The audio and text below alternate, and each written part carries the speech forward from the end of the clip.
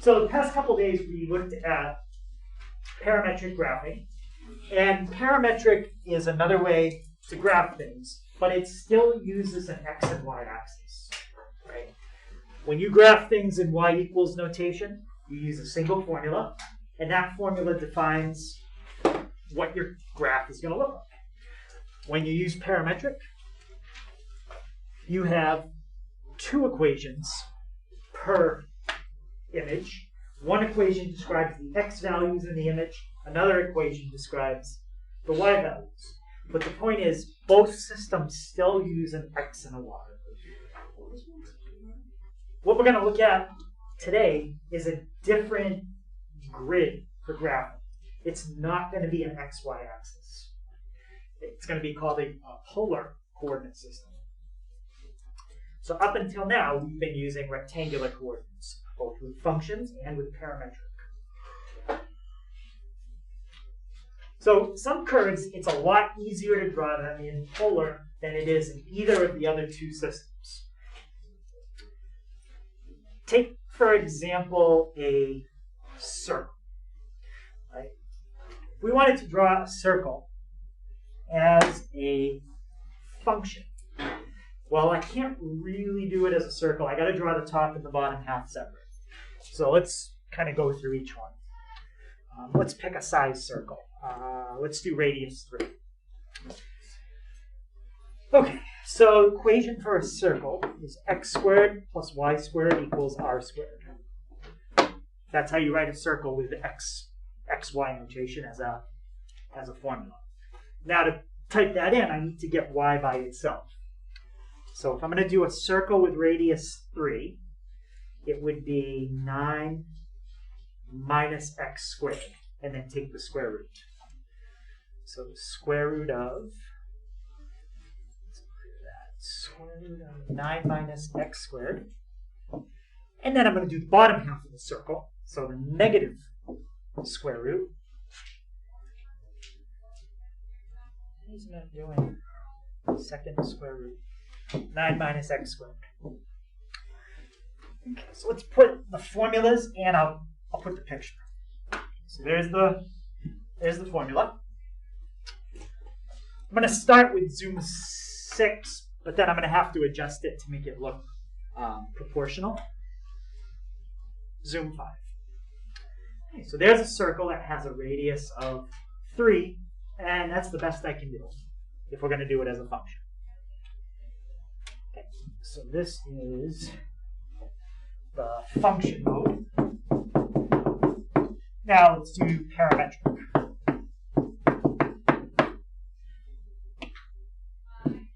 Okay, what was the, does anyone remember, what's the formula for a circle in parametric? It was like something cosine t and the same thing cosine t. Yeah, so 3 cosine t and 3 sine t. All right, so that's your formula to get the exact same shape, well, as close as I can, in parametric. And we need a window that's going to be, let's see, radians 0 to 2 pi. I would step in increments of, well, 0.1 is okay. Let's just go 0.05. It's going to be a really small gap at the end that we don't hit. We're going to get 6.25, and then the next is 6.30. So we're going to have a gap between 0.25 and 0.28. Might not even see it. Let's see, x min. Let's keep our window the same. So if I keep the window the same, it should look like the same size circle. Right, and that's a little bit better. It's a lot better. It's an actual circle. I didn't have to kind of cheat and type in two different things. And that's the formula that generates that picture. Now, let's do polar. So polar is another mode we can set. So I'm going to go down to polar. I'm going to hit enter. Is it on sequence? What's that? No, what's the last one after polar? I'm not exactly sure what sequence is. I never really looked it up. It's not one that we use. So in polar, if I want to draw a circle with a radius of 3, well, polar is built for circles. Oh, wait, just put 3. All I have to do is put in a 3. And we can use X. And then if I hit graph, well, I didn't set my window.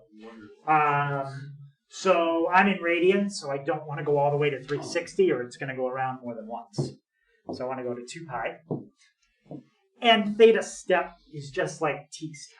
So we're going to talk about theta today. It's really the same thing as t, but it's polar. So let's do 0.05. There you go. So there's how you can draw a circle in polar. So polar is the easiest system to use for drawing circles. It's the hardest system to use if you want to draw lines. Now, you can draw lines in polar, but the best system for lines is either parametric or function. A function, very simple, y equals mx plus b, and we can draw all kinds of lines. To draw a line in polar, you need to use trig.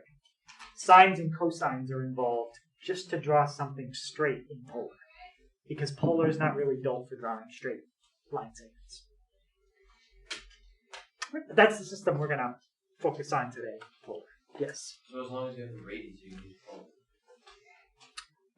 Well, if the problem specifically says to write a polar equation, then yeah. But some problems are going to ask specifically for parametric or function. So it really depends on what the directions say to use. Yeah. But if you were just going to draw a circle, you could pick any way to do it you want. I would do polar.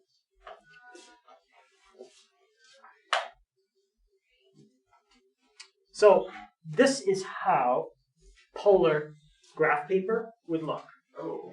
It's not an x and a y axis. There is a horizontal, and that's called the polar axis. They don't really have a vertical axis. They don't really give a name or have one. And you can call the origin, you can still call it the origin, but in polar it's also called the pole.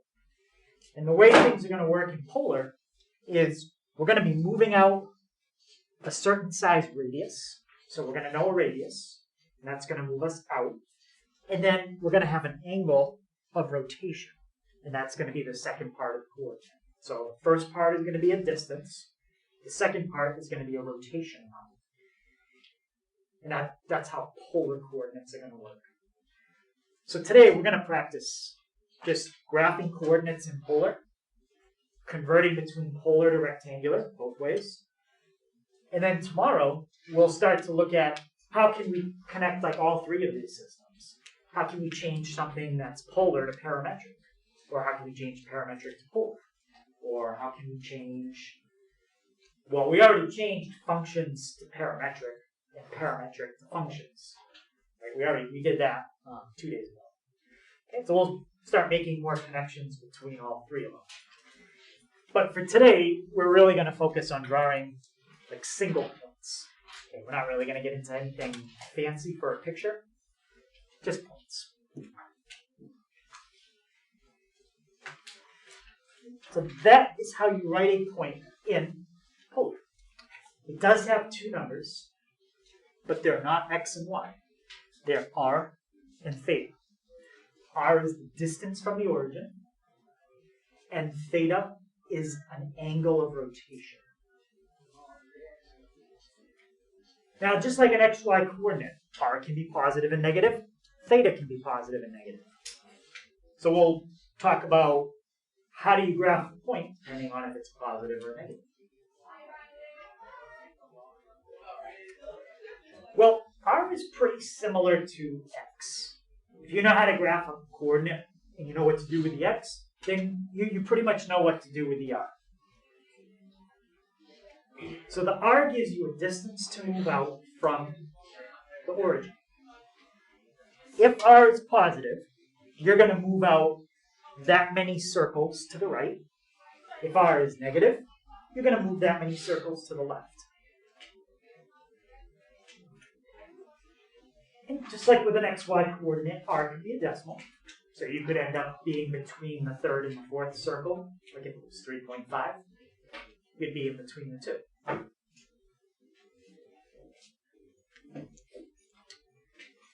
Now, usually when you use polar graph paper, not only do they draw the circles, like concentric circles going out, they also draw radial lines to represent certain degrees. On this particular one, I think they put in a line every 15 degrees. So this is 0, 15, 30. The 45s are represented as a red, well, 45s and 90s as a red line. This would be 60, 75, and 90. There's no set rule on how many radial lines should be coming from the center. If you start to put too many on the graph paper, it doesn't look as good. But I've seen them every 10. This is every 15. I've seen them with as few as just every 45. That makes it a little harder to get a good sketch, because then you don't have as many lines to base your plotting on. But that's the direction that the angles are numbered in. It's just like unit circle trig. 0 is on the right, 90 at the top, 180 on the left, 270 at the bottom.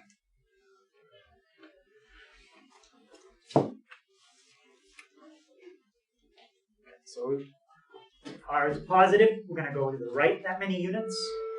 If R is negative, we're going to move to the left.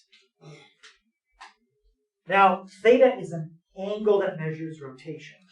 When we talk about rotating, we don't use the words left, right, up, or down. What are the directions we talk about with rotation? Yeah. Clockwise and counterclockwise. If you have an angle that is positive, that's going to be counterclockwise rotation. So that'd be something like this. If you have an angle that's negative, less than 0, that's going to be clockwise. Like that.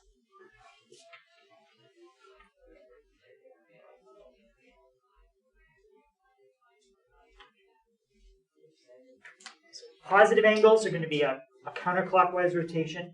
Negative angles are going to be clockwise. And an angle of 0 means, well, there's no rotation.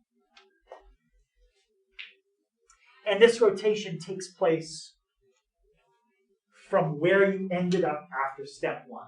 So just like an XY coordinate, it was like 2, 5.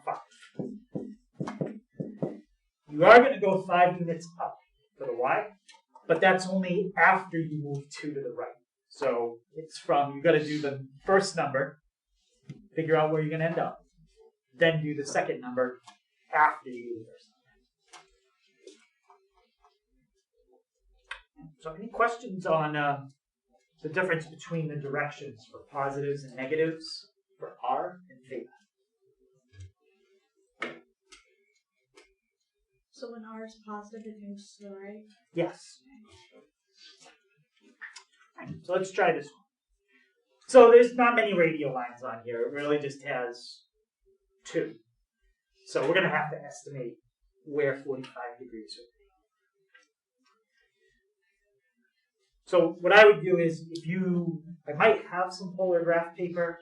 I know I have regular graph paper, but if I don't, I could always print some at the end of class. And you can put all your answers on one graph. Like if you thought number 1 was here, you just put a dot and label that number 1. Now the next one we do, label that one number 2. So you could really, if you had to draw the grid, you could just put one grid and use the same one for every problem. Question. So we don't really use this to find circles, but like arcs more of the time, kind of thing. Is that how this is going to be? Well, we're gonna draw some different shapes in polar. Okay. So we're gonna draw. I didn't really show you lots of examples, but I showed you a circle. We're gonna draw. What could we do? 3 cosine 2 theta. So we're gonna draw a shape like that. But you can put theta on. Yes. So that So ends up drawing we call that a 4-petaled rose shape. And we can change the number of petals, we can change the size of the petal. But we're going to draw some shapes like this. We're going to do some spirals. and then- get theta on the petal. You just press the XT theta button. When you are in polar, it's not going to be an X or a T. That would be function parametric. Oh, I didn't even realize that the T changed. We're not really going to get into any graphing today on the calculator, but if you understand how to do parametric, it's almost the same idea. Okay, theta is like your parameter, and you have to set that, and then you have to set your step, and the min and max. Well, that's the same as always. Okay, but for today, we're just going to do points. Okay, so how many units are we going to go out from the pole to graph that? 3. And we're going to go 3 which way? To the right. So we're going to start from right there. I'm going to erase that. That's where we're going to start from. And how much rotation are we going to do from that point? 45 degrees counterclockwise. Probably puts us right about there. So on the test, what you'll do is you'll have a grid. You can just click where you want to put the point. If you're off a little bit, that's not a huge deal. But there are going to be radial lines in there, and I think they're every 15. So for something like 45, you should be right on the line. So that should be an easy one. That's how you graph point 345. Let's try this one. -2, 75 degrees. Okay, what's the distance from the origin?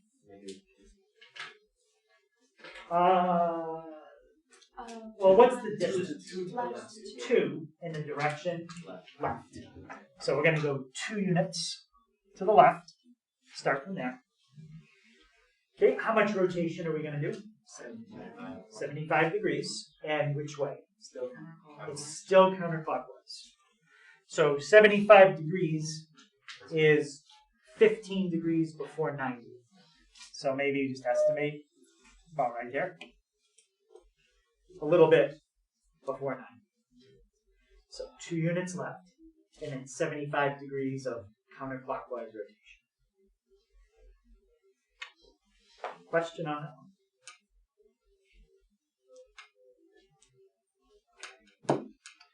All right, let's try this one. So now we've got a positive radius and a negative angle.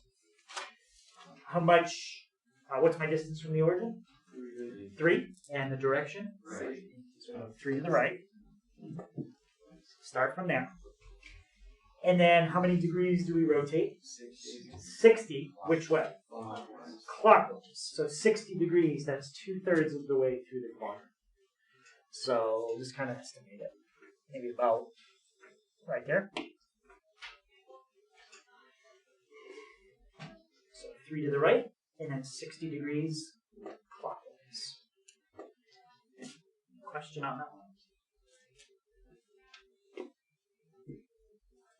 All right, let's look at this one. So this now is a negative radius, negative angle. I think we've done one of each. Negative, negative, negative, positive, positive, negative, positive, positive. Okay, first step. To do what? Okay, so we're going to go 4 left. So I'm actually going to draw this one like this because I want to show you something. 1, 2. Okay, so we go 4 to the left. And what's negative 3 pi over 2? So it's negative 270 degrees, which is going to move me in what direction? Clockwise. If I go clockwise, negative 270, where do I end up? Down. Would you land where 90 degrees would be positive? So right up here? Okay. Now you said down, right? It would be where, yeah. So you're saying down here? Yeah. Okay, well, we got to figure out which one it is. Oh, yeah. So you're going backward, you're going clockwise from like that side, so you go. Yeah, we're clockwise starting right there. Yeah, 270. Go up, Yeah, I agree. right? It's the bottom. Yeah. So if we go clockwise 270, well, that's 90. That's 180. It's the bottom. That's 270. Okay, so that's -4, -3 pi over 2. Let me just draw this in red. All right, let's do another one. I want another point, another coordinate that would land me at the same spot. Oh. Besides -4, -3 pi over 2. Yep. -4 pi over 2. Let's try it. So -4. We're going left 4. And then we're going counterclockwise pi over 2. Okay, so that works. That one was that way. How about another one?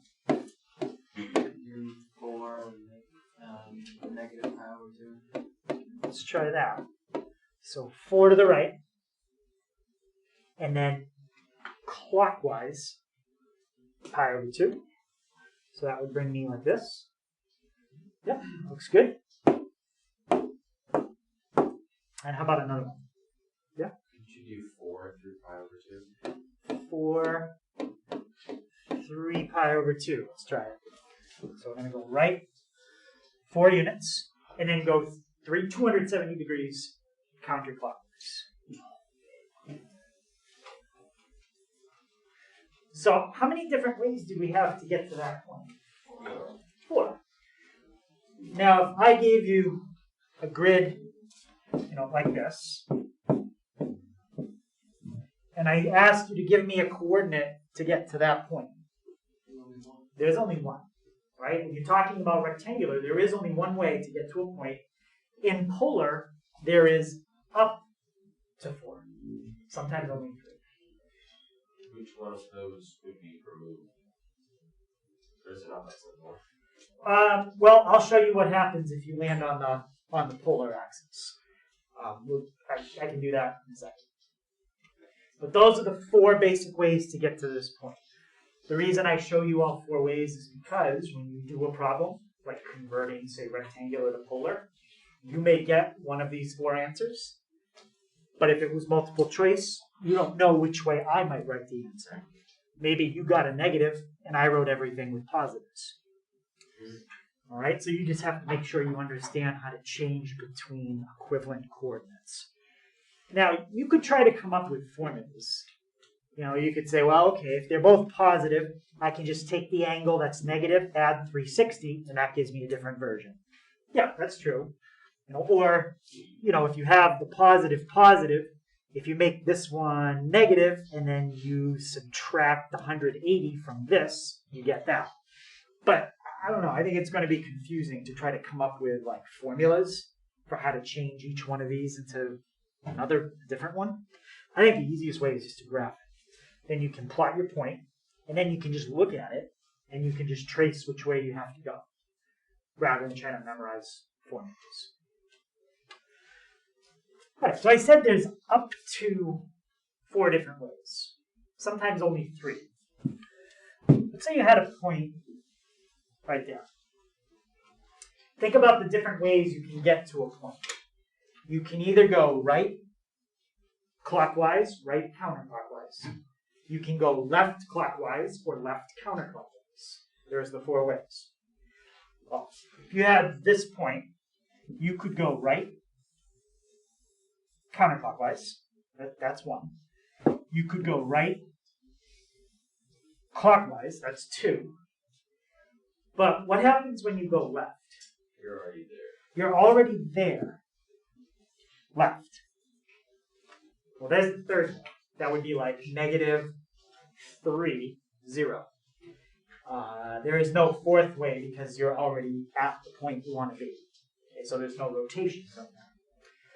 Also, going around an extra time doesn't count as a different way. Like, if you go right and then say go around this way like this, well, that's the same as the purple one. You just decided to go around more times.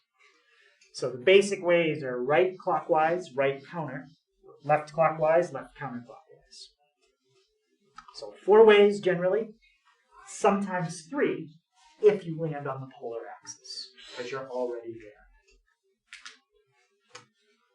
Okay. Any questions on that?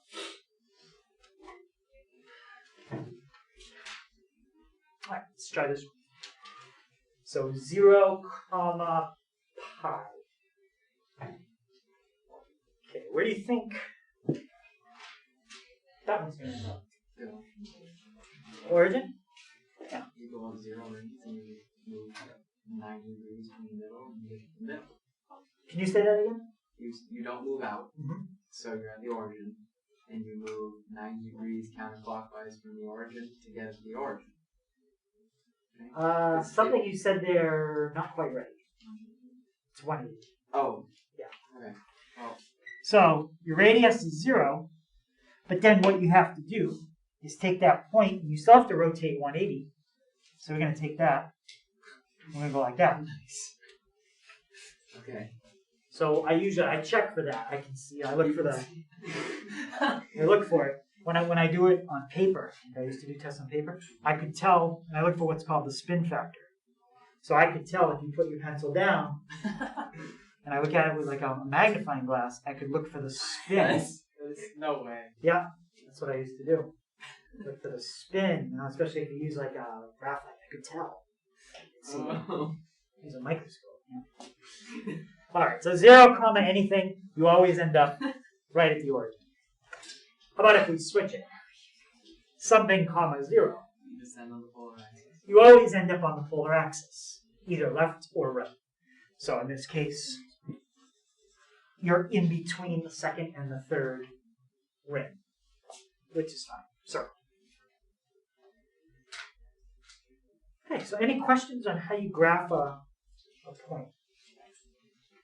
So the important thing to remember is the amount of rotation is always from where you move after you move left or right. So you always move here first, then rotate a certain amount of degrees from that spot. Okay? So the 0 position can either be on the left side or the right side. It depends what your number was here. If it's positive, you're going to be starting from the 0 being on the right and then rotating. If this number is a negative, then you're going to move to the left, and that's going to be your 0 position. And now everything is relative to that spot, clockwise or counterclockwise.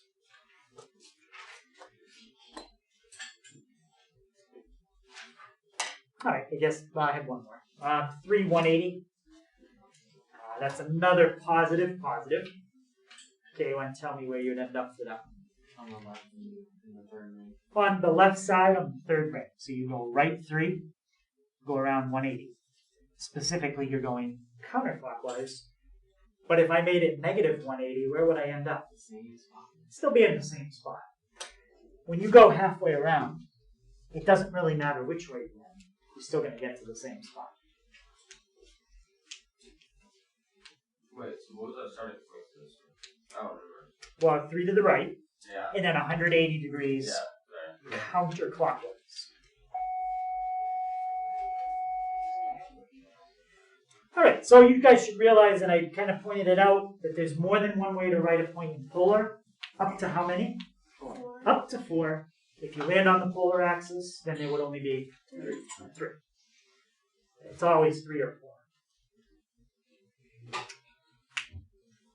Okay, so we want to look at how we can now convert between the two, polar and rectangular. So rectangular system is used on the calculator by function notation and parametric. Polar notation is used by the polar setting on the calculator. In polar, what are the two things that you're given called? The radius and the angle. Radius and the angle. In rectangular, what are the two things called? The coordinate and the y coordinate. Yeah, the x and the y.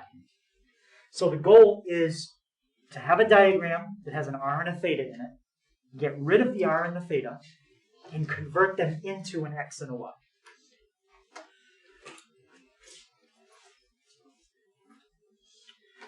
So let's draw a point in polar. Let's say we had a point right there. I would know two things about that point if it was in polar. First thing I would know is that. That would be the distance it is from the pole. and that would be r. And the other thing I would know is the amount of rotation. That's from the positive x-axis to my point. So I would know this angle. Okay. What do you think I'm going to do here to try to figure out, rather than a radius and an angle, a horizontal and a vertical distance, an x and a y? Yeah? You're gonna make it a triangle. Make it a triangle? Like that? No. That's silly. Oh, a right triangle. Yeah. Okay. So make it a right triangle. Now talk to me about that right triangle. You have to label your x and y. Where would that? The x would be the bottom. This the x distance. So that's the distance you move from the origin to the And then right. The height of the triangle is your y. And the height of my triangle, yep. And then you can use your trig functions to figure out your x and your y. Yeah, we've done this kind of thing a lot. We're breaking this triangle down and finding its sides now. So which trig function would we use to figure out x? Cosine. I'm going to put the final answer here, but for now I'll put it up here. And what would cosine equal? X over r. Yeah, and remember, you're going to know the r and you're going to know the theta. The only thing you're not going to know is the x. So if you get x by itself in that formula, what would it equal? R cosine theta. R cosine theta. And what trig function would we use to get y? Sine. Sine. So what do you think the formula for y is? R sine theta. Yep.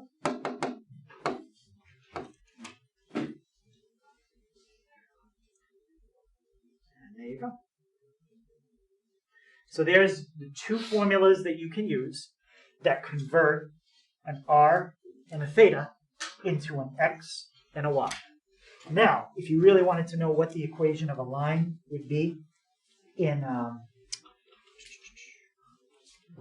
polar, what's the equation of a line as a function, like the most basic one? Y equals mx plus b. Well, if you substitute for y, you have r sine theta. And if you substitute for x, Cosine theta. you have Mr. cosine theta. And then plus b.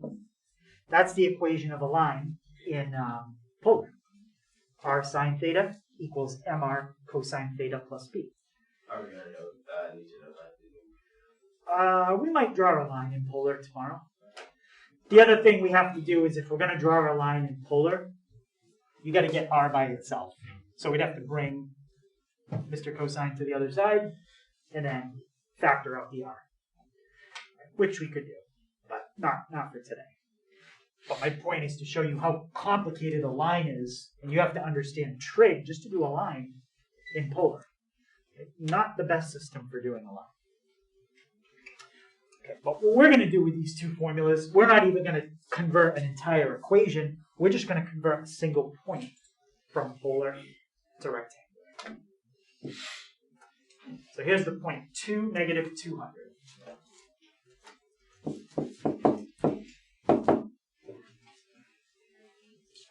Now, the first thing to look at is if your angle is a multiple of 30 or 45, like 225, or 5 pi over 4, you're going to notice that a lot of times the answer is going to have a square root in it. Because whenever you do sines and cosines of multiples of 30 and 45, you get a lot of root 3's and root 2's. That is not a multiple of 30 or 45.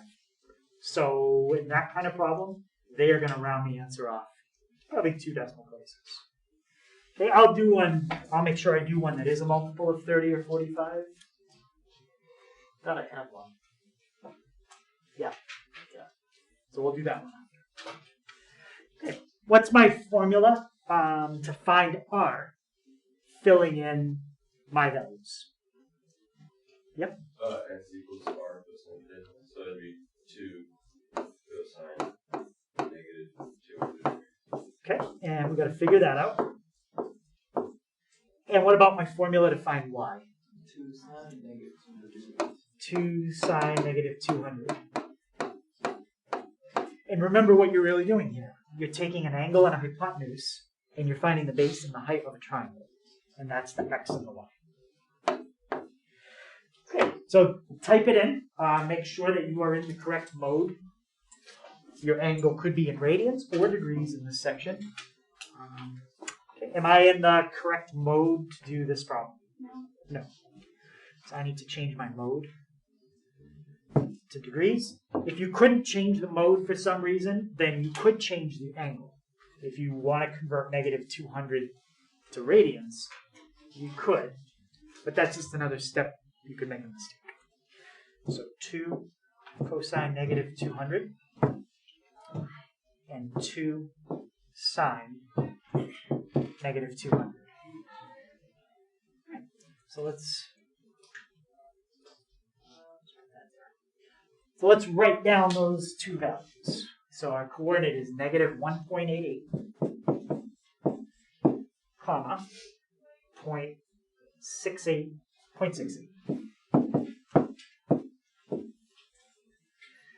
So any questions on how we converted from polar to rectangular? Okay, now let's graph the original point, 2, negative 200. Okay, the best we can. So we're going to start by going 2 units which way?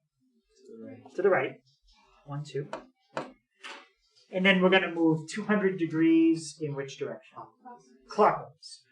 Well, if I go halfway, that's how much? 180. And each one of these lines is 15.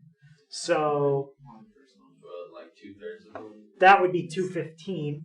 So that's too much. So we want to go about 200. I'm sorry, no, that'd be 205. So that's too much. So we'll go a little bit before it. Maybe right about there. Does everybody agree that that? Would that be 195? Where am I? 180. 180 plus 15. Oh, I want to go a little past it. Yeah. Yeah. Okay. So 180 plus 15 gets me to 195, and then I need to go 5 more. Like a third of the way more through the next 2 radial lines. Okay, does everyone agree that looks pretty good? All right. So now, what I'm going to do is, this is what we call the large scale polar graph paper. Well, if I take this, let's go here, and I replace the background with the large scale rectangular paper, they're both the same scale.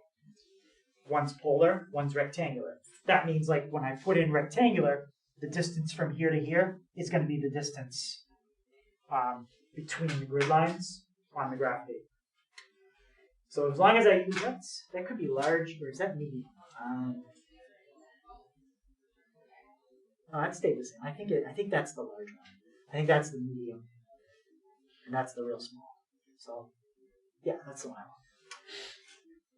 So I'm going to change the background behind it to rectangular, and if we did it right, it should look like it's almost 2 units left, and a little bit more than half a unit up. Okay, so let's see. Put it in.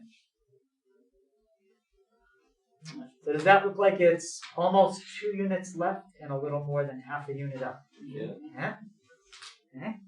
That's pretty cool, huh? Pretty good. You could do that all This day. would prove that triangles are the same as circles. So there it is as polar.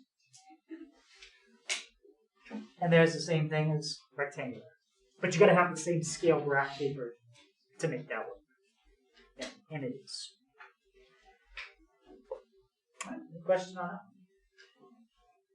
So that's one where we rounded because we didn't have an angle that was a multiple of 30 or 45. This one is. Okay, what's my formula for x? 3 cosine 5 pi over 6. And for y? 30 sine 5 pi over 6. Okay. Now, what's 5 pi over 6?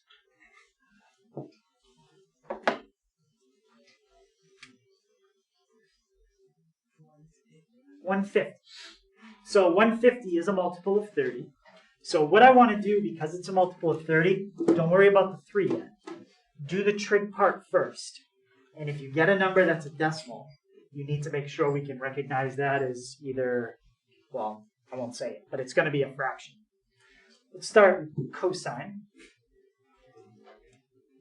And because I'm in degrees, and we just said what it was, I'm just going to type in 150. Okay, negative 0.866.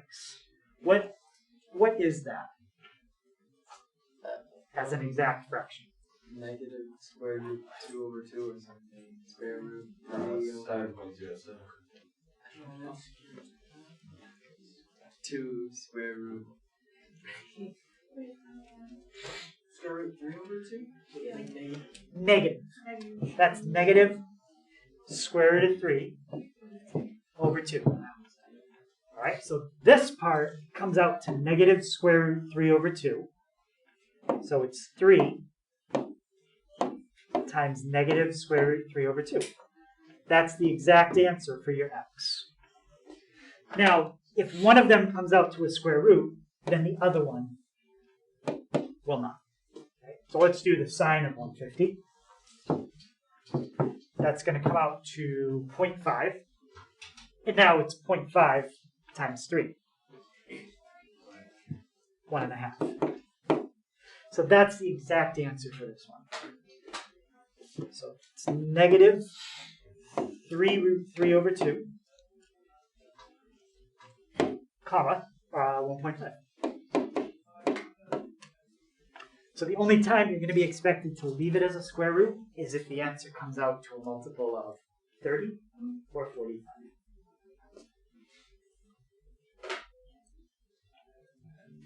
Any question how we figured out that this was negative root 3 over 2? There's only two numbers that can come up when you're doing multiples of 45 and 30 with sines and cosines. It's either a root 3 over 2 or square root 2 over 2. That would come up when you're doing a 45.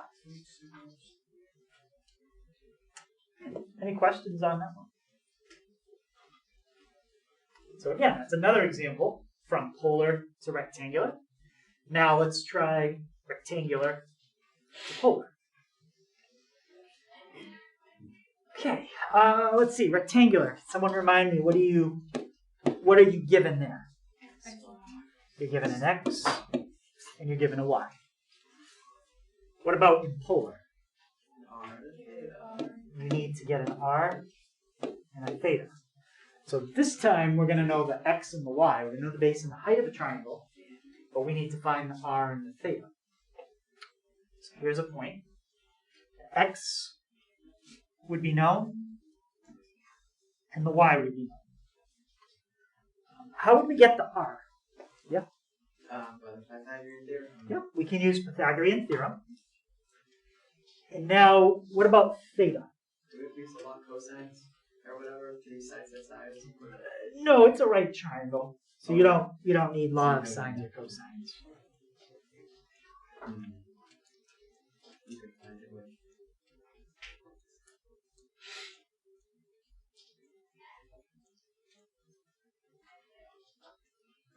You could do it with the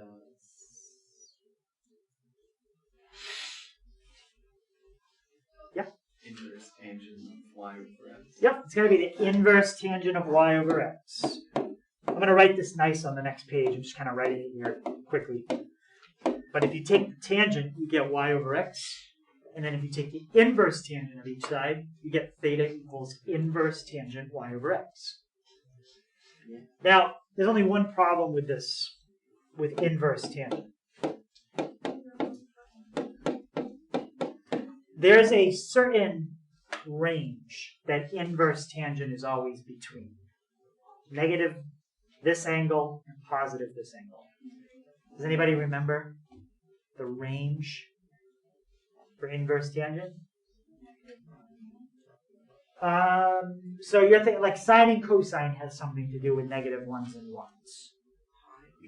This would have to do with if you graph inverse tangent, where the horizontal asymptotes would be. Or if you graph regular tangent, you could think about where the vertical asymptotes would be. Yeah? It's the width between the two numbers is the same as the period length of tangent, which is only pi. So it's not, that would be 2 pi. Not 0 to pi. That has to do with inverse cosine. Pi over 2 to negative pi over 2. It's pi over 2 to negative pi over 2. Well, pi over 2 is up here. Negative pi over 2 is down here. If inverse tangent always gives you an answer between those two values, that means you're always going to end up where if you use inverse tangent? On the positive side of the polar axis? Which quadrants? If you think of it as quadrants. 1 and 4. So inverse tangent is always going to give you an answer in quadrants 1 and 4. But the problem is not every single coordinate is in quadrants 1 and 4. You could end up with one that has, say, a negative x value and a positive y. So now you're in quadrant 2. Well, if you want to get answers on the other half of that circle, what could you add to any point that's over here that would shift it? You could add 180 degrees and it would shift your answer to the other half of the circle. So let's write that down.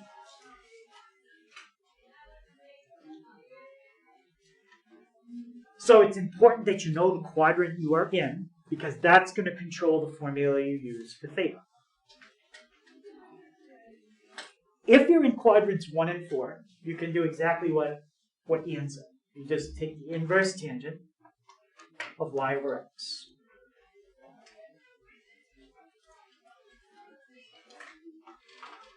But if you're not in quadrants 1 or 4, you got to figure out how to get an answer that would be in quadrants 1 or 4. So all you have to do is add 180 to that formula. Or if you were doing it in radians, you would add pi.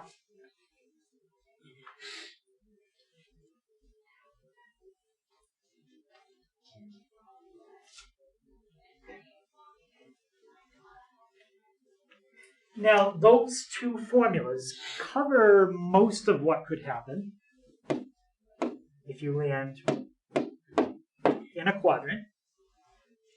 But where else could you be besides a quadrant? The polar axis. You could be on the polar axis, or you could be on that vertical axis. And let's say you had a point right here. And remember, you're going to know a rectangular coordinate and you are converting to polar. Can somebody tell me what you know about the coordinate for that point? X is 0. And then some value of y. Some value for y, we don't know. But yeah, the x would be 0. Now, if you try to calculate the angle that you rotated, which is just how much in this case? 90. You try to calculate that angle using one of these formulas, what would happen? Divide by 0. You'd be dividing by 0. So when you're on an axis, you can't use one of these formulas. You just have to memorize the answer is either 0, 90, 180, or 270. You have to memorize those 4.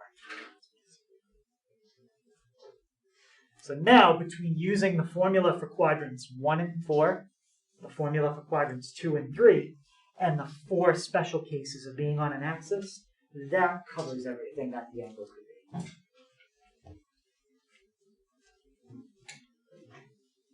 Okay, so there's our angle. And how did we say we get r again? We didn't write it down. Yeah, the Pythagorean theorem. We just do r squared equals x squared plus y squared, and that's not special depending on a quadrant. You can do that in any quadrant, no matter what. Just x squared, y squared, and you find r squared. Okay, so let's try a couple examples where we're given the x and the y, and we find the r and the theta. Oh, wait. Oh.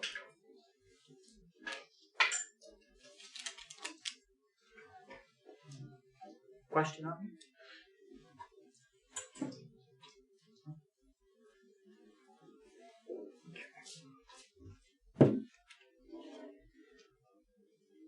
Okay, so we are finding distances, which means we're going to be taking square roots. If you get a square root that can be reduced, like square root of 20, make sure you always reduce it as much as you can.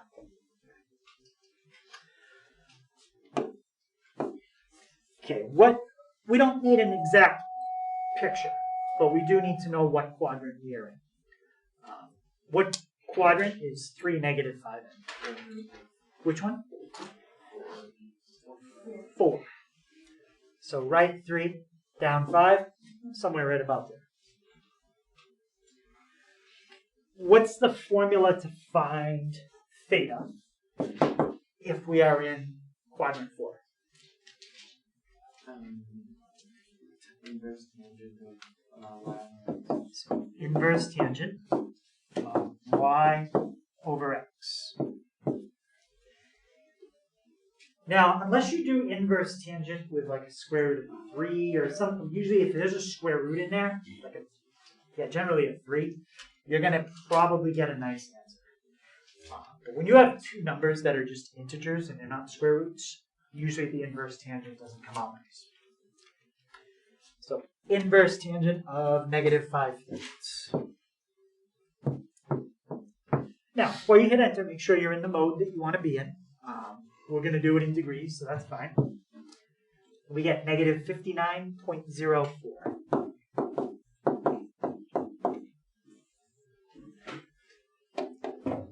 Now, we're writing a point in polar. How many different ways can we write it? 4. Yeah, up to 4. We know there's going to be 4 because this does not land on the polar axis. I would say most of the time they're going to ask you to leave the angle as a positive. So let's convert it to a positive. What can we do to -59 to make it positive? We can just add 360. And that's going to give us 300.96.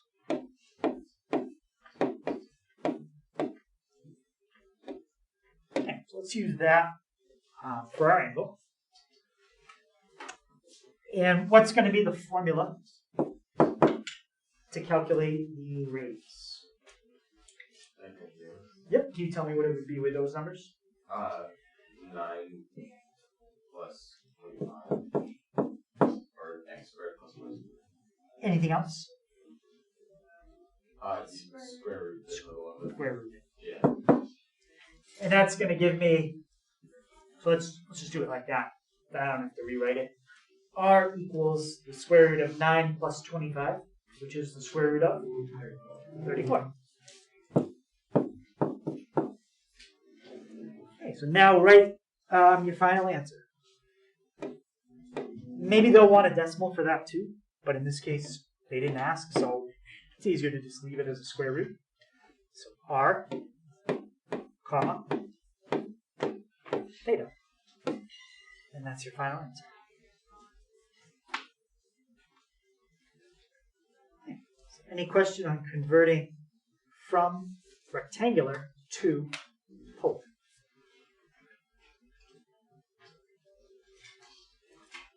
Okay, I think I got one more. Okay, 0.6.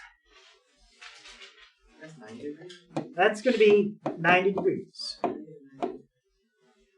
Right? Because whenever you have a 0, you know you're on an axis. They'll never both be 0 because then, well, I mean, I guess they could both be 0, but then the answer would just be 0, 0.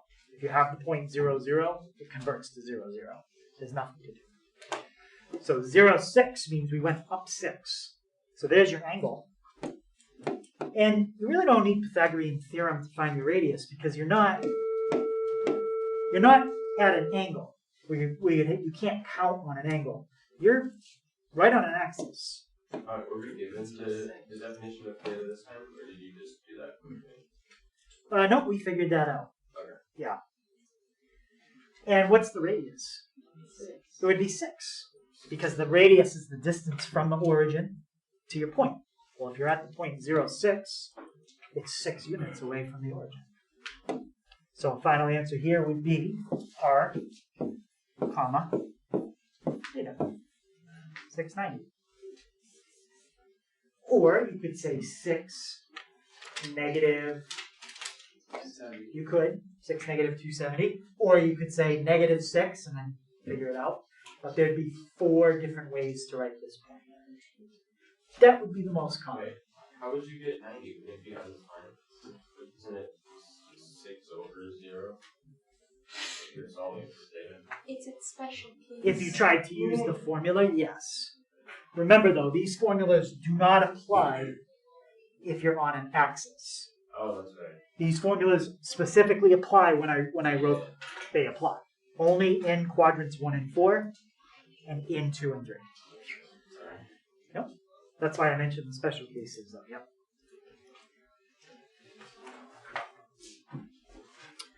So any questions on that one? Alright, so tomorrow we'll do a lot more on the calculator, kind of like we did with parametric, but all kinds of polar graphs and sketching. Okay, so the homework tonight is on page 492, 1 through 16. So 9.2 part 2 will be tomorrow, and then How complex is the lesson is that? I'm not going to read this. I'd say 9.2 part 2 is a little more involved than this because we're going to use the calculator, but it's kind of like parametric. Alright, when do you think you'll have this video up for that? Hopefully by like 12:15 For tomorrow, I mean. for tomorrow's lesson. Yeah. 12:15 tomorrow. Okay. Alright. Or you can look at last year's video that's already on there right now. Alright. Maybe you'll lose the